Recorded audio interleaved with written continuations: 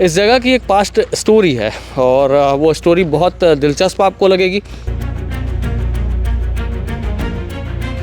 ये भिलाई है, ये कोई जंगली इलाके की से रिपोर्टिंग नहीं हो रही है।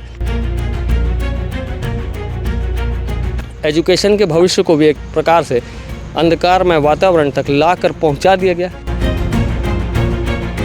माननीय मुख्यमंत्री थे जो वोरा जी थे, मोतीलाल वोरा जी, उस समय मध्य प्रदेश का शासनकाल हुआ करता था। तो वो बोर्ड है, बोर्ड अपने आप में बहुत कुछ कह रहा है, ये इलाका बहुत कुछ कह रहा है।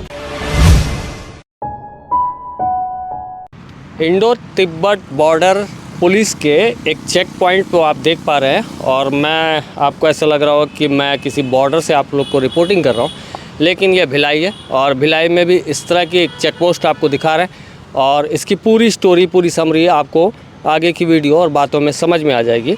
ये भिलाई के सेक्रेटरीट इलाका है और यहाँ पर Indo Tibet border police force जो है वहाँ की जो तैनाती थी उसका एक चेक पॉइंट है और यहाँ पर आईटीबीपी के जवानों को अब से कुछ वक्त पहले तक ठहराया गया था। नमस्कार, मेरा नाम है शशिकांत तिवारी और आप केपी न्यूज़ देख रहे हैं। इस वक्त मैं हूँ सेक्रेटरीट में और सेक्रेटरीट का ये एरिना आप देख पा रहे होंगे।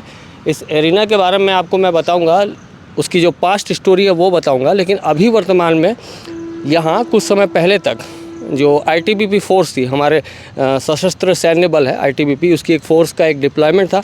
वो इसलिए था क्योंकि यहाँ से फोर्स जो है नक्सलवादी इलाकों में जो एरिया डोमिनेशन के लिए जो यहाँ से डिप्लॉयमेंट होती हैं तो यहाँ से उनको भेजा जाता था और यहाँ पर उनके रहने के लिए आप ये जो कमरे देख पा रहे हैं, ये कमरों में उनके रहने वगैरह की व्यवस्था की गई थी और कुछ इधर भी क्वार्टर्स हैं। हालांकि लाइट जल रही है, हमने यहाँ पर खटखटाया, पूछने की कोशिश की, यहाँ पर कोई हमें गार्ड वगैरह नहीं मिला है।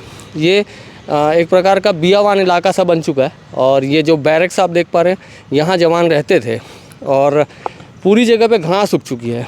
मतलब ये जो मैंने आपको पोस्ट दिखाई जहाँ से मैंने अपने इंट्रो की शुरुआत की थी, वैसी जो पोस्ट है सुरक्षात्मक दृष्टिकोण से चारों तरफ बनी है और चारों तरफ जवानों की तैनाती पहले रहती थी। यहाँ भी जवानों को घूमते हुए, मूवमेंट करते हुए देखा जा सकता था।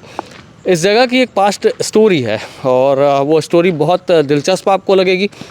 मैं जो आपको बोर्ड दिखाने जा रहा हूँ, ये बोर्ड है राष्ट्रीय एवं वैदेशिक भाषा संस्थान भिलाई नगर। उद्घाटन कब हुआ था? 19 अगस्त 1986 को। किनके द्वारा किया गया था? महामहिम राज्यपाल प्रोफेसर के.एम. चांडी जी द्वारा।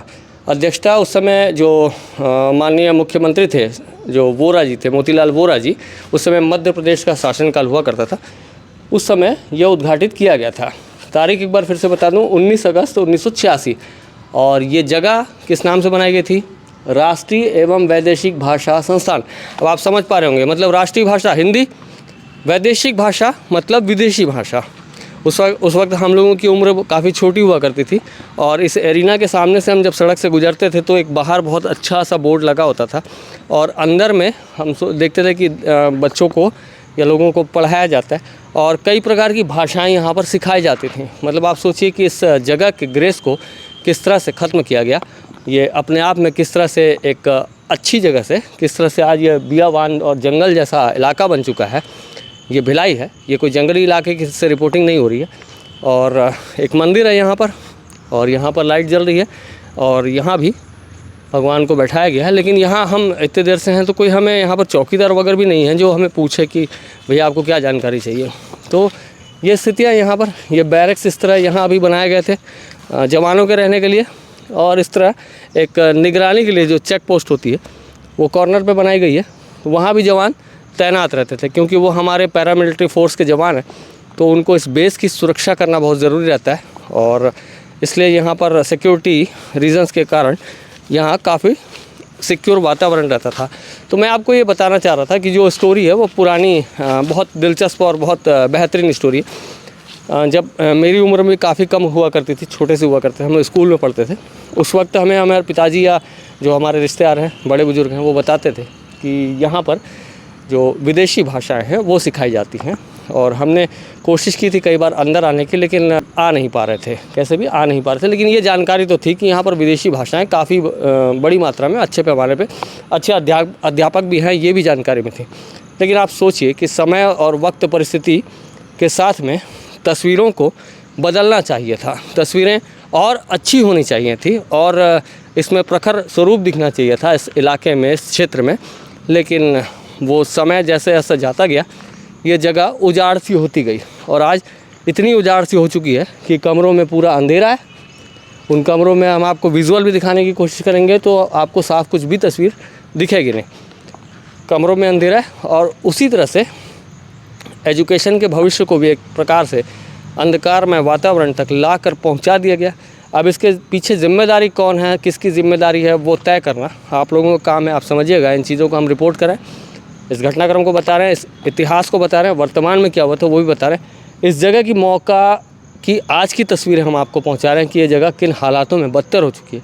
तो सरकार को सोचना चाहिए कि इस इतनी बड़ी जगह का, भिलाई जैसा शहर है जहाँ पर लोगों को रहने के लिए कई जगहों में घर नहीं है, लोगों को कहीं अच्छी सुविधा नहीं है, लेकिन इतने बड़े एरिना में जहाँ काफ़ी कुछ किया जा सकता है, किया जा सकता था, लेकिन अब तक इस एरिया का मुझे ऐसा लगता है कि सिर्फ़ और सिर्फ उपयोग किया गया। और आने वाले समय में क्या ये जगह वापस ऐसी जगह फिर से बन पाएगी कि यहाँ इस गेट के अंदर जब हम दाखिल हों तो ऐसा लगे कि कोई ज्ञान की बातें या फिर कोई विदेशी भाषा का संचरण या सिखावे की बातें, इस तरह का कोई एक प्रारूप देखने को मिले, अध्यापक यहाँ पर कुछ अच्छे देखने को मिले, या इस जगह का अगर फोर्स इस्तेमाल करना चाहती है तो उसे फोर्स को भी अच्छी जगह पे यहाँ पर डिप्लॉयमेंट के लिए आप एक फोर्स को रहने के लिए एक जगह दे सकते हैं या किसी भी तरह का अच्छा यूटिलाइजेशन कर सकते हैं। लेकिन इच्छा शक्ति की बात है। इच्छा शक्ति शायद जो हमारे जिम्मेदार हैं, जिन्हें हम आप वोट देकर चुनते हैं, उनके अंदर शायद ये इच्छा शक्ति नहीं है। ना इस मसले को कोई समझना और सोचना चाहता है, ना किसी नेता या कई बहुत सारे नेताओं के पास अगर हम जाकर ये भी बता देंगे तो हो सकता है कई नेता ये कह दें कि हमें इस तरह की बातें यहाँ चलती थी, होती थी, ये आभास भी है इन बातों का। तो वो बोर्ड है, बोर्ड अपने आप में बहुत कुछ कह रहा है, ये इलाका बहुत कुछ कह रहा है और सरकार के पास अब पाले की गेंद फेंके जा रहे हैं। सरकार इन जगहों का कैसा सदुपयोग कर सकती है वो जनता जनार्दन हमारा एक वीडियो है उसके नीचे लिखे और सरकार उन बातों पे, हमारी बातों पे विचार विमर्श ज़रूर करें। न्यू वीडियोस के अपडेट पाने के लिए सब्सक्राइब करें केपी न्यूज़ को और बेल आइकन को दबाएं।